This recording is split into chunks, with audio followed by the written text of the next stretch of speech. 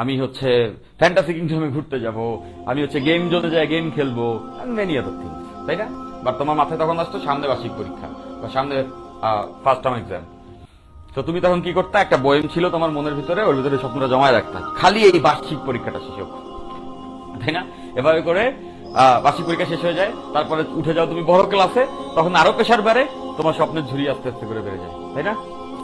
তবে যাই হোক, সবগুলো স্বপ্ন জীবনে পূরণ না হলেও এই জিনিসটা মাথায় রাখতে হবে, সেটা হচ্ছে নিজের কিছু স্পেসিফিক স্বপ্ন যদি থেকে থাকে সেগুলো পূরণ করাটা তোমার নিজের দায়িত্ব, তোমার নিজের জীবনটাকে রিজন দেওয়াটা তোমার নিজের দায়িত্ব, তাই না?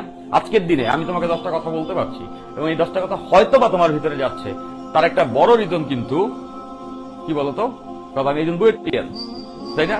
এবং আমি এই বুয়েট অ্যাডমিশন টেস্টটাকে ক্র্যাক করেছি, সিএসসি থেকে পড়েছি। So definitely some of you guys এই টাইপের স্বপ্ন দেখছো এবং এই কথাগুলো তোমার